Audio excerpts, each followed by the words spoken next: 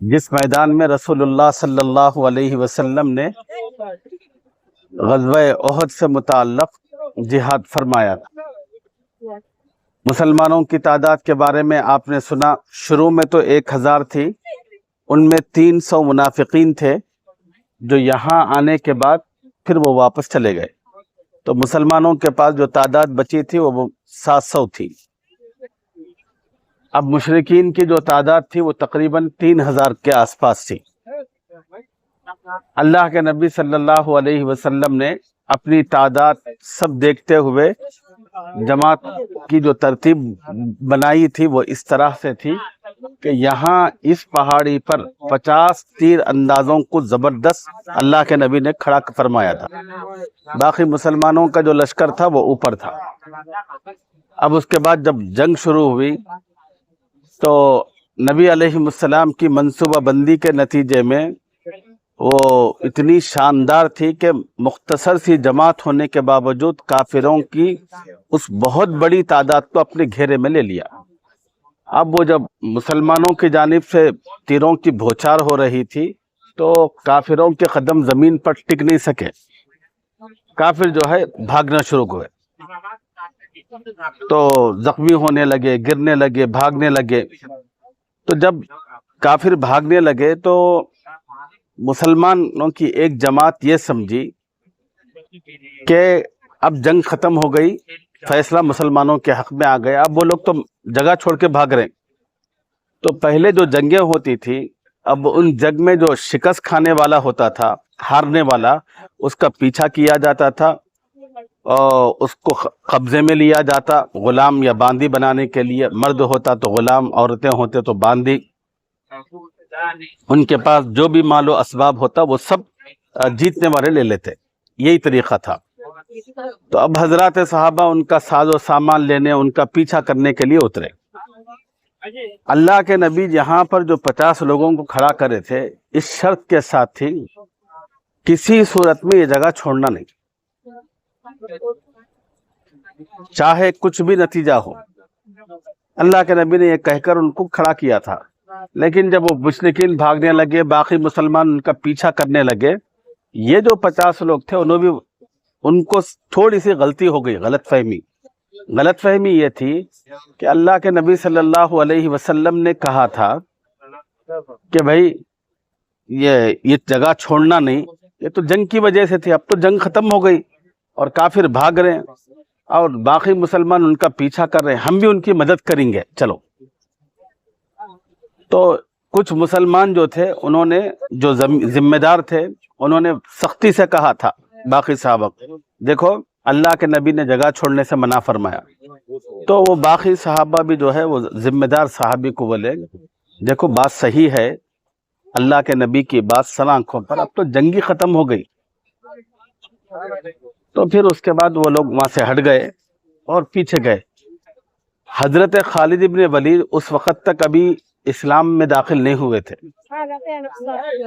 جب انہوں بھاگتے ہوئے جا رہے تھے اور جنگی مہمات کے ایک زبردست ماہر سپہ سالار تھے، اس وقت کافروں کو لیڈ کر رہے تھے۔ اب انہوں دیکھا یہ جو پوزیشن تھی یہ سب سے اہم تھی، کافروں کے ہارنے میں کردار یہی ادا کر رہی تھی۔ جب مسلمان یہاں سے خود نکل کر اتر گئے تو حضرت خالد ابن ولید کی نظر پڑی، تو انہوں کیا کرے، دور سے آتے ہوئے پھر یہاں مقام پر آئے۔ اس وقت مسلمان بیچ میں تھے، اب کافر یہاں اوپر آ کر پورے مسلمانوں کو نرغے میں لے کے اب ان کو مارنا شروع کرے۔ اس کے نتیجے میں تقریباً 70 سے زیادہ مسلمانوں کو شہادت ہوگی، اور اللہ کے نبی علیہ السلام کو بھی جو ہے تیر کے اور تلوار کے زخم لگے اور دندان مبارک شہید ہوئے، اور مشرکین نے اللہ کے نبی علیہ السلام کو شہید کرنے کی بہت کوششیں کی، مگر اللہ تعالیٰ نے آپ کو بچانا تھا، خدا نے آپ کا تحفظ فرمایا، اور صحابہ نے ایسی بے جگری کا مظاہرہ کیا کہ حضرت ابو دجانہ کے بارے میں آتا ہے، اللہ کے نبی علیہ السلام جب تھے تو کافروں کی ایک پوری جماعت تلوار اور تیروں کے ذریعے سے آپ پہ حملہ آور ہوئی، تو حضور صلی اللہ علیہ وسلم نے فرمایا کہ کون ہے جو میری حفاظت کرے گا؟ تو حضرت ابو دجانہ آئے، ایسے ٹھہر گئے اللہ کے نبی صلی اللہ علیہ وسلم بالکل۔ اب جو مشرکین تھے ان کے پورے تلوار تیر ان کے پورے جسم پہ پڑ رہے تھے، انہوں ایسا بھی نہیں ٹھہرے۔ تو لوگوں نے پوچھا ایسے کیوں ٹھہرے ہو؟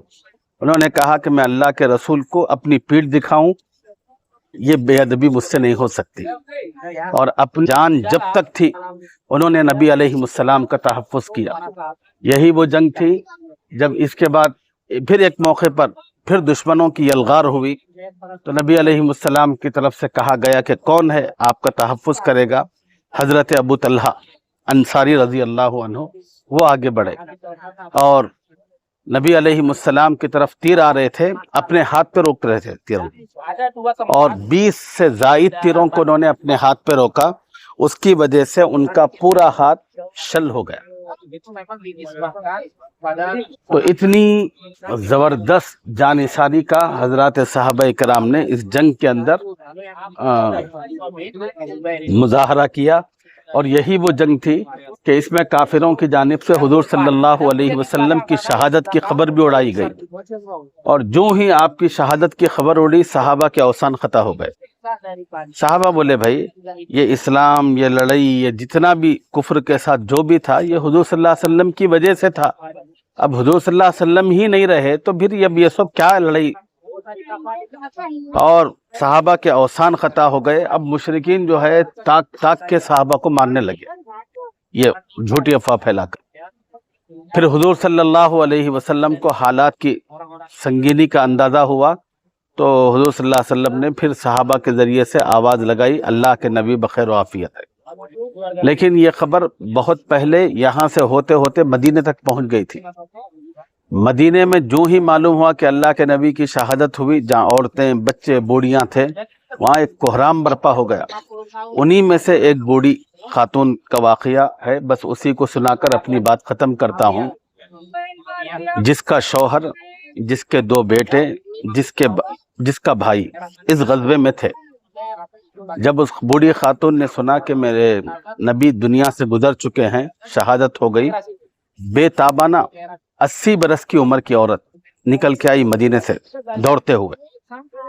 اب ایک جماعت جو ہے جا رہی تھی مدینے کی طرف شکست خوردہ، پوچھے کہ بھائی بتاؤ اللہ کے نبی کس حال میں ہے؟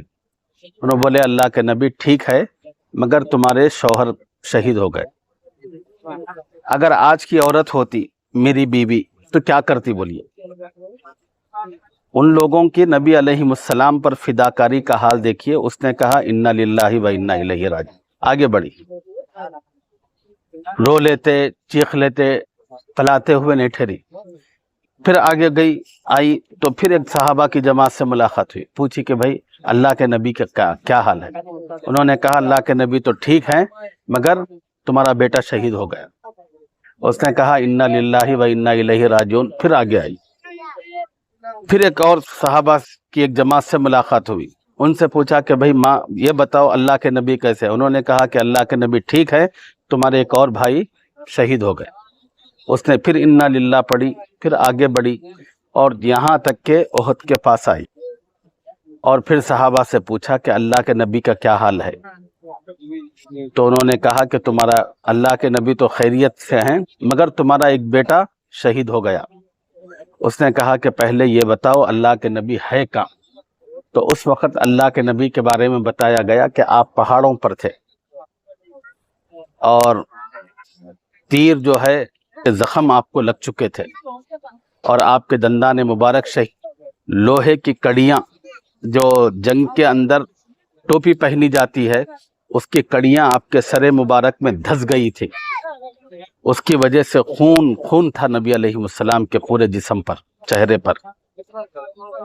تو پھر جب انہوں نے بتایا تو وہ بوڑھی عورت دوڑتے ہوئے پہاڑ پر گئی، اور اللہ کے نبی علیہ السلام کو دیکھا تو آپ کا دامن پکڑ کر کہنے لگی یا رسول اللہ، میرا شوہر جائے، میرا باپ جائے، میرا بیٹا جائے، میرا بھائی جائے، مجھے غم نہیں ہے اگر آپ موجود ہوں۔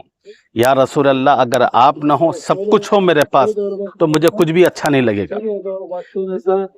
یہ فدائیت کا جذبہ تھا، اور اس جنگ کو یہاں آنے کے بعد جو دیکھنے کی سمجھنے کا جو سبق ہے، ایک تو صحابہ کی یہ فدائیت کو جاننا ہے، اور دوسرا نبی علیہ السلام کے حکم کی خلاف ورزی کا کیا وبال ہوتا ہے اس کو سمجھنا ہے، کہ ایک جیتی ہوئی جنگ تھی، صحابہ کو تھوڑی سی غلطی ہوئی کہ اللہ کے نبی کی اس بات کو سمجھنے میں کہ جس میں اللہ کے نبی نے کہا تھا کہ چھوڑنا نہیں، انہوں وہ سمجھے وہ بات کو کہ خالی جو ہے وہ جنگ کے حد تک تھا، وہ جنگ تو ختم ہو گئی بلکہ چھوڑ دیے۔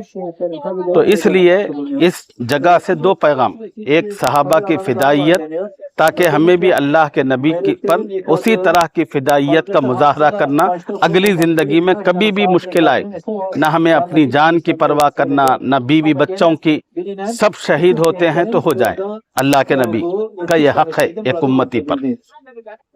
دوسرا جو ہے نبی علیہ السلام کی جو باتیں ہیں وہ بڑی اہمیت کی ہیں، کہ نبی کی ایک بات کتنی اہمیت کی ہے، صحابہ کہتے ہیں کہ غزوہ احد میں معلوم ہوا اس کی وجہ سے ہمارے 70 لوگوں کی جانیں قربان کرنی پڑی۔ تو اب یہاں پر اللہ کے نبی کے حکم کی قیمت کو بھی سمجھنا ہے، اور یہ عہد اور وعدہ کرنا کہ انشاءاللہ آئندہ زندگی میں ہم اللہ کے نبی کی باتوں کی قیمت کو سمجھیں گے اور اس کے مطابق اپنی زندگی بنائیں گے۔ یہ شہداء ہیں جو شہید ہوئے، اسی میں حضرت حمزہ رضی اللہ تعالیٰ عنہ جو حضور صلی اللہ علیہ وسلم کے چچا ہیں، اور بڑے بہادر اور شیر دل چچا تھے، اور کافروں پر بجلی کی طرح ٹوٹ پڑتے تھے، لیکن اتنی بے دردی کے ساتھ اتنی مظلومانہ شہادت ہوئی کہ ان کی شہادت کو دیکھ اللہ صلی اللہ علیہ وسلم خود پر زار و خطار روتے رہے، اور اس لیے کہ دشمنوں نے ان کا مسلح کر دیا تھا۔ مسلح کا مطلب یہ ہے کہ شہید کرنے کے بعد ان کی ناک کاٹی گئی، ان کے کان کاٹے گئے، ان کی آنکھیں نکالی گئی، ان کا پیٹ اور سینہ چیر کر گردے کلیجی نکالے گئے، اور انتڑیاں جو ہوتی ہیں، ہندہ ایک خاتون تھی، اس نے اس انتڑیوں کا ہار بنا کر اپنے گلے میں پہنا، اور حضرت حمزہ کا جگر نکال کر اس کو اپنے منہ میں کچا رکھ کر چبایا۔ اتنی شقی القلبی کا مظاہرہ ہوا تھا نبی علیہ السلام کے چچا کے ساتھ، اور اللہ کے نبی تو اتنا پھوٹ پھوٹ کر روئے تھے، اتنا پھوٹ پھوٹ کر روئے تھے اپنے اس چچا کی شہادت پر، مظلومانہ شہادت پر۔ اور پھر حال یہ تھا کہ کفن کے لیے جو کپڑا لایا گیا تھا، حضرت حمزہ لمبے تھے جسم قد و قامت میں، کپڑا ایسا تھا کہ اگر سر کو چھپاتے تو پیراں کھل جاتے تھے، پیر کو چھپانے کی کوشش کی جاتی تو سر کھل جاتا۔ تو جب یہ صورتحال نبی علیہ السلام کو بتائی گئی تو اللہ کے نبی نے کہا کہ نہیں، سر کو چھپاؤ، پیروں پہ جو ہے پتے ڈالو۔ ایک وہ غربت تھی اسلام کی، ایک آج کی سہولت ہے کہ جو بھی تکلیفیں مشقتیں تھیں وہ اللہ کے رسول نے، آپ کے صحابہ نے پوری امت کی جانب سے سہ لی۔ اس کے نتیجے میں آج اللہ تعالیٰ نے ہمیں اتنی سہولتیں، اتنی آسانیاں عطا فرمائی، لیکن افسوس کی بات یہ ہے کہ ان آسانیوں کے آنے کے بعد ہم اللہ سے، اللہ کے نبی سے، ان کی تعلیمات سے بہت دور ہو گئے۔ اللہ تعالیٰ ان مقامات پر لا کر ان حضرات کی تاریخ سے تھوڑی سی واقفیت دلا کر ہمیں پھر سے اپنی اصلی راہ کی طرف آنے کی توفیق عطا فرمائے۔ 3 مرتبہ سورہ اخلاص پڑھ لو، دعا کر لیں گے، یہ تاکہ شہداء کو جو ہے اس کا ثواب پہنچایا جا سکے۔ ربنا آتنا فی الدنیا حسنہ وفی الآخرۃ حسنہ وقنا عذاب النار ربنا ظلمنا انفسنا وان لم تغفر لنا وترحمنا لنکونن من الخاسرین۔ اے اللہ، اے ارحم الراحمین، اس بابرکت مقام پر ہم موجود ہیں جہاں پر اسلام کا دوسرا اہم ترین غزوہ ہوا، جس کو غزوہ احد کہا جاتا ہے۔ اے اللہ، اس غزوے کے اندر مسلمانوں نے بڑی بے جگری کے ساتھ، بڑی ثابت قدمی کے ساتھ رسول اللہ صلی اللہ علیہ وسلم کی محبت میں اپنی جانوں کے نذرانے پیش فرمائے۔ اے اللہ، وہ محبت، اے اللہ، نبی علیہ السلام پر وہ وارفتگی، وہ فدائیت کے جو جذبات تھے، ان جذبات کا کچھ حصہ ہم گنہگاروں کو بھی اپنے کرم سے نصیب فرما۔ اے اللہ، اسی جنگ میں ابتدا میں مسلمانوں کو کامیاب ہوئی، اور جیتی ہوئی بازی مسلمانوں کے جو ہاتھ سے نکلی وہ صرف اور صرف رسول اللہ صلی اللہ علیہ وسلم کے ایک حکم کو نظر انداز کرنے کا نتیجہ تھا۔ اے اللہ، تیرے محبوب کے ایک حکم کی نظر اندازی کتنی نقصان دہ ہوتی ہے، وہ غزوہ احد سے پتہ چلا۔ جیتی ہوئی بازی وہ ہار میں تبدیل ہو گئی۔ اے اللہ، ہمیں ماباقی زندگی میں نبی علیہ السلام کی باتوں پر آپ کے بتائے ہوئے طریقے اور ہدایات کو اپنے پیش نظر رکھ کر زندگی گزارنے کی توفیق نصیب فرما۔ اے اللہ، ہم میں جو پریشان حال ہیں سب کی پریشانیاں دور فرما۔ اے اللہ، آج دنیا میں چاروں طرف اسلام اور مسلمانوں کو نشانہ بنایا جا رہا ہے۔ اے اللہ، صحابہ کی طرح دشمنوں کے سامنے ڈٹنے کی اور حق بات کو پیش کرنے کی اور ان کی طرح ہمیں اپنا کردار بنانے کی توفیق نصیب فرما۔ اے اللہ، ہمیں اپنے یقین اور اپنے اعمال کو صحیح اور درست کرنے کی توفیق عطا فرما۔ اے اللہ، جب تک آپ نے زندگی دی ہے اسلام کے ساتھ زندگی گزارنے کی توفیق عطا فرما۔ کریم آقا، جب موت کا وقت آیا تو ایمان کی موت عطا فرما۔ اے اللہ، اس دیار پاک کے اندر بار بار ہم گنہگاروں کو حاضر ہونے کی توفیق عطا فرما۔ اے اللہ، یہاں کا عزت و احترام کرنے کی توفیق عطا فرما۔ یہاں کے اوقات کو بہتر سے بہتر گزارنے کی توفیق عطا فرما۔ ہم اٹھی گزارشات کو اپنے کرم سے قبول فرما۔ اے اللہ، ہمارے اپنے قافلے میں جتنے مرد حضرات ہیں، جتنی اپنی یہاں خواتین، ان کے دلوں میں اپنے ماں باپ، اپنے بچوں اور اپنی دنیا اور اپنی آخرت سے متعلق جو فکریں اور خیالات اور جذبات ہیں، اے اللہ، ان تمام میں سے جو جائز چیزیں ہیں انہیں شرف قبولیت عطا فرما اور ان کی تمام اچھائیوں کو اپنے کرم سے قبول فرما۔ وصلی اللہ علی النبی الکریم۔ اے اللہ، جو ہم نے سورۃ الاخلاص پڑھا ہے اس کا پورا ثواب شہدائے احد کو عطا فرما۔ ان حضرات کی مغفرت فرما، ان کے درجات کو بلند سے بلند تر فرما۔ اے اللہ، ان حضرات کی قبروں پر اپنی خصوصی سکینت اور خصوصی رحمت نازل فرما۔ اے اللہ، ان لوگوں کی نیکی کی برکت سے اے اللہ ہماری دعاؤں کو اپنے کرم سے قبول فرما۔ وصلی اللہ علی النبی الکریم محمد و آلہ و صحبہ اجمعین والحمد للہ رب العالمین۔